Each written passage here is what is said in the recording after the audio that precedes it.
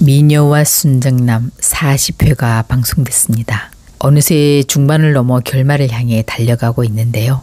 지난 40회 엔딩은 주인공 필승이 동생 마리를 대신해 교통사고를 당한 채 의식을 잃는 장면으로 끝났습니다. 와, 나쁜 놈. 범인이 누굴까? 진상구? 공진단? 홍혜교? 시청자들은 이 궁금증을 아는 채 다음 이야기가 궁금해 지금 주말을 애타게 기다리고 있습니다. 오늘은 예고 영상을 기반으로 41회 예상 스토리를 이야기해 볼까 하는데요. 물론 제 개인적 뇌피셜이라 본 방송과는 다를 수 있습니다. 구독과 좋아요를 눌러주시면 그 따뜻한 마음이 여러분을 부자로 이끌어줄 겁니다. 마리는 도준과 사랑을 약속하며 신이 났습니다. 그래서 이 사실을 빨리 필승 오빠에게도 말해주고 싶어 그를 만나러 가던 길이었죠.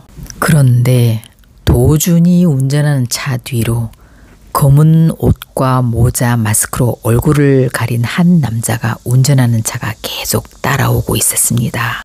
그러나 두 사람은 전혀 눈치채지 못했죠. 마리는 차에서 내려 도로 건너편에 있는 필승을 발견하곤 반가워 손을 흔들며 건너옵니다. 그 순간 뒤에서 따라오던 검은 숭늉차가 속도를 내며 마리를 향해 돌진해 옵니다. 이 모습을 본 필승이 마리야, 안 돼! 필승은 순식간에 그녀를 밀쳐내고 자신이 대신 차에 치였습니다.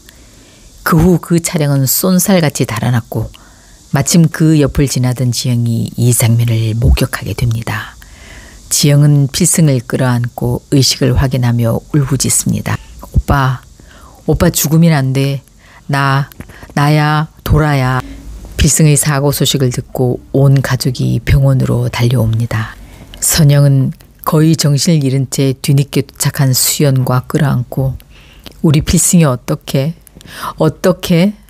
하며 펑펑 웁니다. 수연 역시 같은 심정으로 선영에게 말합니다. 선영아, 필승이 우리를 두고 가지 않아. 우리가 정신 차리고 있어야 해. 두 엄마는 오로지 아들이 깨어나기만을 간절히 기도하며 초조하게 기다립니다. 그때 수술실 문이 열렸습니다. 의사의 얼굴이 어둡습니다. 지금 수술은 끝났지만 머리를 다친 상태라 아직 의식이 돌아오진 않았습니다. 좀 기다려봐야 할 것 같습니다. 그런데 현재 급히 수혈이 필요한 상황입니다. 혹시 가족 중에 O형 혈액형 있으신가요? 제가 O형입니다. 진택은 1초의 망설임도 없이 의사를 따라 수술실로 들어갔습니다. 진택은 필승을 치고 도망간 뺑소니 차량이 대포차라는 이야기를 듣고 누군가 고의적으로 우리 딸 마리를 죽이려고 했다는 생각에 두려움이 엄습해 옵니다. 대포차는 보통 범죄자들이 자신의 신분을 숨기려고 다른 사람의 이름으로 등록된 차량을 사용하는 경우를 말하는데요. 범죄 수사에선 중요한 단서가 되죠. 진택은 딸 마리를 위해서라도 이 범인은 반드시 잡아야 한다고 생각합니다. 현재 모든 시청자들은 이 차량의 범인이 진상구라고 짐작하고 있는데요. 장면으로 봐선 범인이 옷, 모자, 마스크까지 모두 검정색으로 가리고 있어서 사실 범인을 짐작하긴 힘든 상황입니다.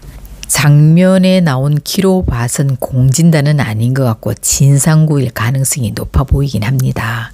심정적으로도 그렇죠.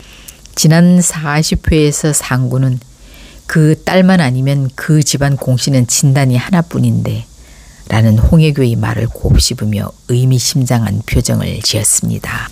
진상구는 현재 자신의 아들이 이 세상에 있다는 사실에 너무 기뻐서 만나고 싶고 말하고 싶고 안아주고도 싶지만 아무것도 모르는 아들놈은 자기를 보자 무슨 기생충 보듯 반말과 무례로 막대해 속이 상한 상황입니다.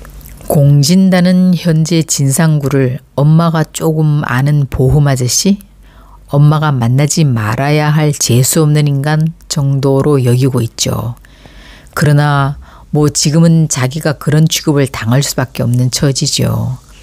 상구는 자신의 처지가 떳떳하지도 않고 그렇다고 지금까지 자식을 위해 뭐 하나 해준 것도 없으니 선뜻 나설 수도 없는 자신의 상황이 답답하기만 할 뿐입니다. 그래서 이렇게 아들에게 걸림돌이 되는 마리를 자신이 직접 치워줌으로써 조금이라도 도움이 되고 싶은 잘못된 선택을 했을지도 모르죠. 홍혜교는 진상구를 만나 우리 집 큰일 났어 라고 사고 소식을 말해주고, 이에 진상구는 그럼 그 시다른 오빠는 어떻게 됐어? 죽었어? 아니, 죽진 않았고 의식도 없고 중환자실에 있대. 이 말을 듣고 진상구는 초조해집니다. 한편 백미자는 순정이 지영에게 집도 얻어주고 공진단에게 3억의 빚도 갚아줬단 말을 듣고 돈이 많은 할머니란 걸 알고 일부러 접근하는데요.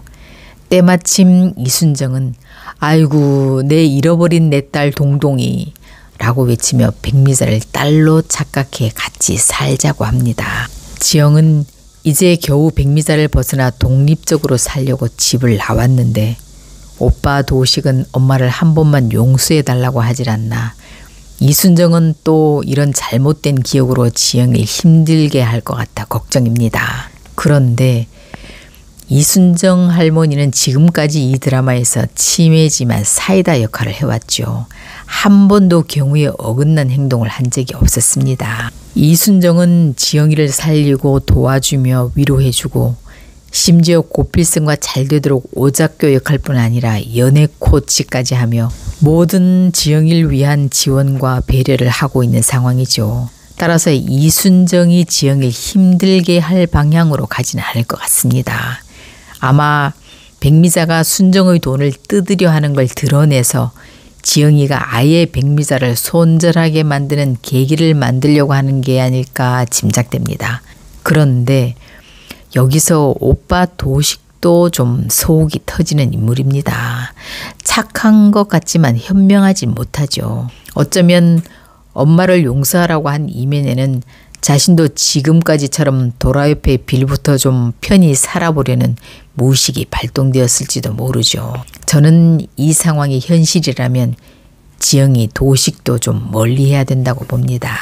필승이 무사히 수술을 마치고 병실로 돌아왔지만 의식이 쉽게 돌아오진 않습니다. 곁에 있던 지영은 안타까움과 후회로 눈물이 뒤범벅됩니다. 지영은 필승을 보며 오빠 그래 맞아 나 도라야. 내가 기억 다 돌아와 놓고 안 돌아온 척해서 미안해. 오빠 실은 나 오빠 너무 사랑해. 오빠가 의식만 돌아오면 나 뭐든지 이제 오빠한테 다 말하고 절대 오빠 곁 떠나지 않을래. 내가 그랬던 것처럼 오빠도 꼭 다시 살아나 내 곁에 돌아와줘. 너 그거 사실이지? 약속한 거다. 필승이 나지막히 말합니다.